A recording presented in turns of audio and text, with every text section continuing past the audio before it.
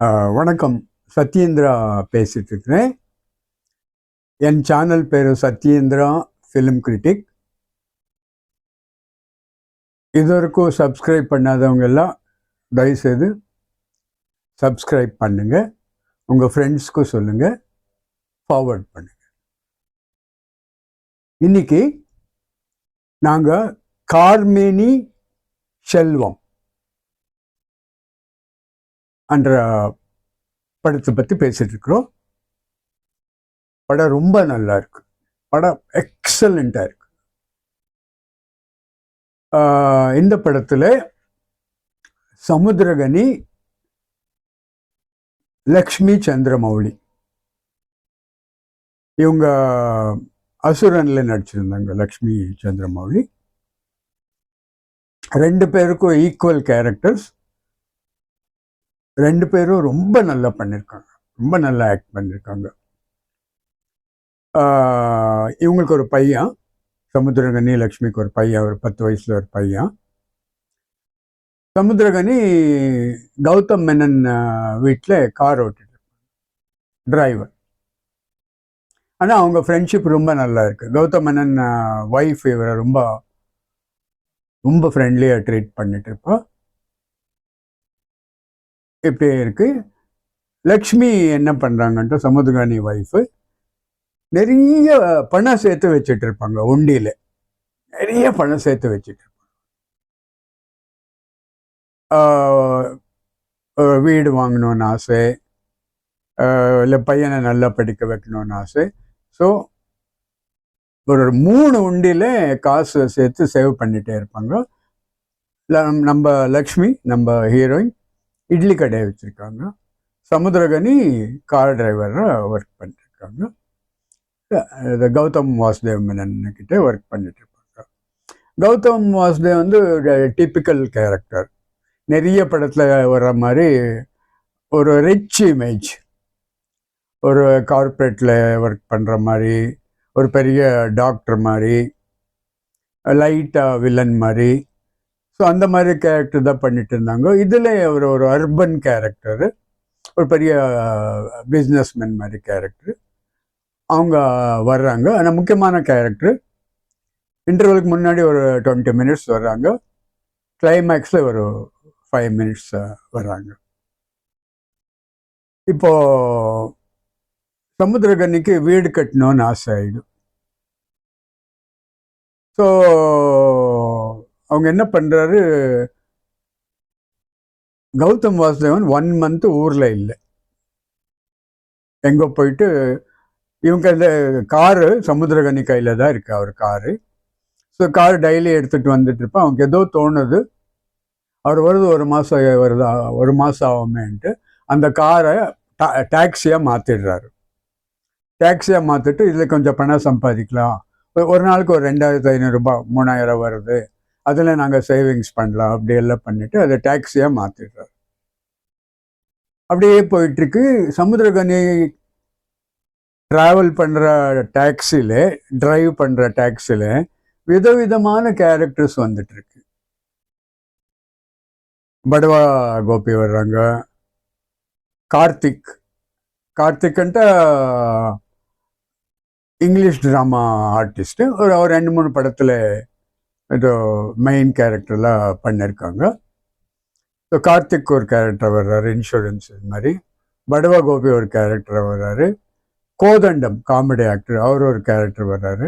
So இந்த மாதிரி அவங்க காரில் உட்காந்துருக்கவங்க, டாக்ஸி, கார் டாக்ஸி, எல்லாரும் எதோ பேசிகிட்டே இருப்பார். சமுத்திரகனி டிரைவ் பண்ணும்போது கேட்டுகிட்டே இருப்பாங்க. அவங்களுக்கு கூட இந்த ஆசை வந்துட்டே இருக்கும். அப்படிதான் ஒருத்தர் கிரெடிட் கார்டு பற்றி பேசுகிறாரு. அப்போ இன்னொருத்தர் வந்து லேண்டு ஒரு 20% கொடுத்துட்டா லேண்டு உங்களுக்கு சொந்தமாயிடும், அந்த மாதிரி ஒருத்தர் பேசிகிட்டு இருப்பாங்க. ஸோ இந்த மாதிரி கேரக்டர்ஸ் எல்லாம் இவர் காதில் ஏற்றிட்டு, ஸோ நானும் இப்படி பண்ணலாமேன்னு பிளான் பண்ணிட்டு இருப்பாரு. அவங்களுக்கு என்னான்ட்டு ஒரு வீடு கட்டி பார்க்கலாம், சொந்த வீடு கட்டி பார்க்கலான்ட்டு. பட் டைம் இருக்குது, 30 days தான். 30 டேஸில் கௌதம் மேனன் ரிட்டர்ன் வந்துடுறாரு ஊரிந்தா. இப்படியே போயிட்டுருக்கு. சரி, இவர் எல்லார்கிட்டையும் கடன் வாங்குறாரு, கிரெடிட் கார்டில் எதை வாங்குறாரு. ஒரு நாள் போய் நாங்கள் சந்தோஷமாக இருக்கலாமே, பணக்கார மாதிரி இருக்கலாம் அப்படின்ட்டு ஒரு நாள் போயிட்டு 5 ஸ்டார் ஹோட்டலில் ஒய்ஃபு குழந்தையோட ஒரு 7,500 ரூபாய் பில் பண்ணி வந்துடுறாரு. இந்த வேலட் பார்க்கிங் வர்றான், அவனுக்கு டிப்ஸ் கொடுக்குறாங்க, சப்ளையருக்கு டிப்ஸ் கொடுக்குறாங்க. அவர் ரொம்ப ரிச்சாக ஃபீல் பண்ணுறாரு. இது ரொம்ப பவர்ஃபுல்லான சீன். அப்போது என்ன ஆகிடும்ன்ட்டு கொஞ்சம் கொஞ்சம் பணம் சேர்த்துட்டே இருப்பாங்க. இவங்க இன்சூரன்ஸ் ஆக்சுவலி போட முடியாது. என்கிட்ட இன்சூரன்ஸ் நீங்கள் போட்டால் கூட உங்களுக்கு பணம் ரொம்ப லேட்டாக தான் வருது, இம்மிடியேட்டாக வராது. ஸோ அதனால இவர் இந்த கிரெடிட் கார்டு வாங்கி அதுக்கப்புறம் கொடுத்துக்கலான்ட்டு நிறைய கடன் கடன் கடன் ஏற்றிட்டே இருக்காங்க. ஏறிட்டே இருக்கு சமுத்திரகனிக்கு. ஒரு நாள் என்ன ஆகுதுன்ட்டு இந்த கார் ஆக்சிடென்ட் ஆகிடும். கொஞ்சம் ஃப்ரண்ட்ல பார்ட்ஸ் எல்லாம் உடஞ்சிடும். கௌதம் மேனன் ஊரிந்த வர்றதுக்கு கொஞ்ச நாள் தான் இருக்கு. ஸோ அவர் எப்படியோ அது இது எல்லாம் பண்ணி பணம் அட்ஜஸ்ட் பண்ணி அந்த கார் 1 லேக்கோ ஏதோ ரிப்பேர் ஆகுது, இது ரிப்பேர் பண்ணிடுறாரு. ஸோ இந்த படத்தில் பெருசாக ஒரு காந்தாரா மாதிரியோ பாகுபலி மாதிரியோ கதை இல்லை. இந்த படத்து கதையெல்லாம் ஒரு சின்ன லோயர் மிடில் கிளாஸ் ஃபேமிலி கதை. என்ன சொல்ல வர்றேன்ட்டா, அவங்களுக்கு நல்ல படம் பண்ணணுன்ட்டா ஒரு பிரம்மாண்டமான கதையை எடுத்துக்கணும், 500 crores படம் பண்ணணும், அப்படி கிடையாது. ஒரு சாதாரண கதையை எடுத்துட்டு அழகா நேச்சுரலா பண்ண நல்லா இருக்குன்னு சொல்றதுக்கு இந்த படம் எக்ஸாம்பிள். இந்த லோயர் மிடில் கிளாஸ்ல இருக்கிற எல்லா ஃபேமிலிஸ்லயும் இந்த மாதிரி ஆசைகள் இருந்துகிட்டே இருக்கும். பையன் பொண்ணு வயசுக்கு வந்திருந்தா மெடிக்கலுக்கு சேர்க்கணும், இன்ஜினியரிங் சேர்க்கணும், இல்லை பையனுக்கு பைக் வாங்கி கொடுக்கணும், ஒய்ஃபு சொந்த வீடு ஆசைப்படுறா, சொந்த வீடு வேணும்ன்ட்டு. ஸோ இந்த மாதிரி கனவுகள் எல்லாம் இருக்குது. அதுக்கப்புறம் இவர் இன்னும் நிறைய பணம் சம்பாதிக்கணும்ன்ட்டு துபாய்க்கு போயிட்டார். ஷார்ஜா படத்தில் ஷார்ஜா அவளை காட்ட மாட்டாங்க, ஏதோ ஒரு ஷாட் 2 ஷாட் வெளியே காட்டுறாரு. மீதி எல்லாம் அவங்க ஷார்ஜால தங்கி இருந்த கோவர்க்கர்ஸோட தான் ஒரு 4 சீனு வருது. அங்கே கூட நிறைய பணம் சம்பாதிக்கணும்னு போயிருக்காங்க. என்கிட்ட இடையில என்ன ஆயிடும்ட்டா, இவங்க யார்கிட்ட கிரெடிட் கார்டு வாங்கினாரோ, யார்கிட்ட கடன் வாங்கினாரோ, என்னென்ன ஆச்சோ அவங்களெல்லாம் வந்து தொந்தரவு பண்ண ஆரம்பிச்சிடுறாரு. சரி, இவங்க ஒரு 50,000 ரூபாய்க்கு லேண்ட் வாங்கியிருப்பாங்க ரியல் எஸ்டேட்டில். அவங்க சொல்கிறா, அந்த ரியல் எஸ்டேட் புரோக்கர் சொல்கிறா, உங்களுக்கு இந்த வீடு வேணும், எதோ கஷ்டம்ட்டா நீங்கள் எனக்கே வந்து வித்துடலான்ட்டு. இவர் போய் கேட்பாங்க, நான் உங்களுக்கே வித்துடுவேன்ட்டு. அவனு ஒரு மாதிரி நைஸாக முடியாதுன்னு சொல்லிட்டு அவாய்ட் பண்ணுறான். எக்கச்சக்கமாக பண கஷ்டம். இதுக்குள்ள ஒய்ஃப்க்கு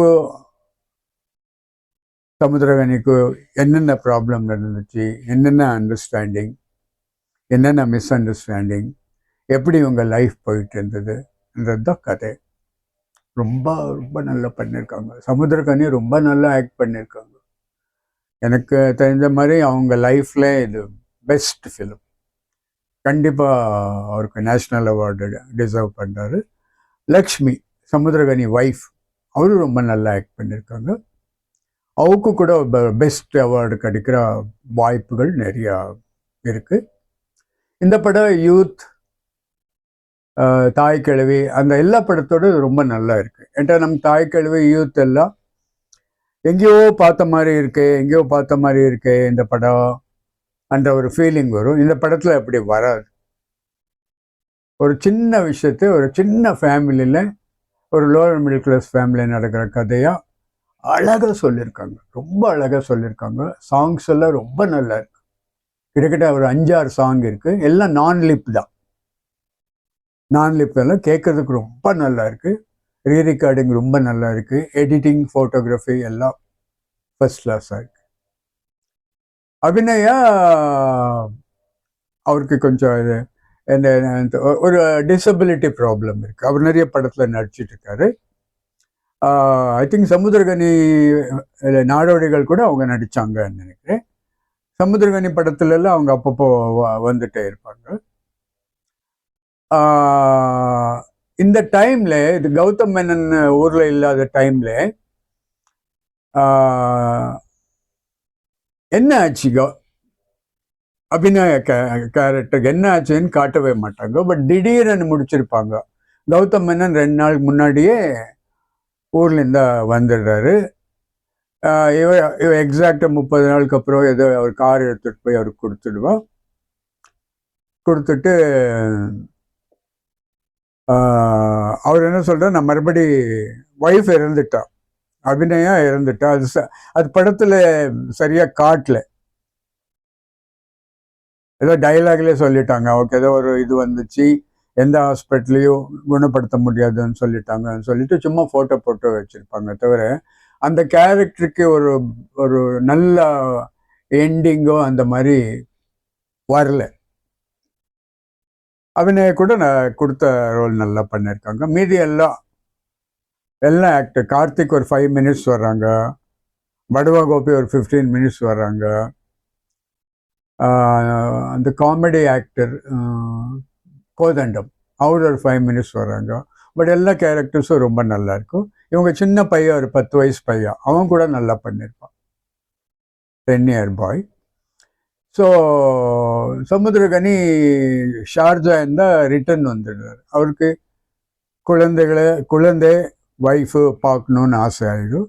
பட் கூட இருக்கிறவங்கள சொல்கிறாரு, இன்னும் 2-3 வருஷம் இருந்தால் நீ நிறைய சம்பாதிச்சுட்டு உனக்கு ஒரு 20 வருஷத்துக்கு எவ்வளோ வேணுமோ அவ்வளோ சம்பாதிக்கலாம், அப்புறம் நீ போகலாம் இல்லையான்ட்டு. இல்லை நான் கிளம்புறேன்ட்டு இந்தியாவுக்கு தமிழ்நாடுக்கு ரிட்டர்ன் வர்றதுக்கு பிளான் பண்ணிடுறாரு. அவங்கள கூப்பிட்டு வந்த பாஸ் கிட்ட சொல்லிடுறாரு, நான் கிளம்பிட்டு இருக்கேன்ட்டு. இல்லை, இந்த ஷார்ஜால அந்த ஓனர் உன்னை ரொம்ப லைக் பண்ணுறாரு, நான் ஒரு நாளுக்கு 5000 ரூபாய் வாங்கித்தாரு, நீ இங்கே இருந்தாரு. சமுத்திரமணி மனசு கேட்காது.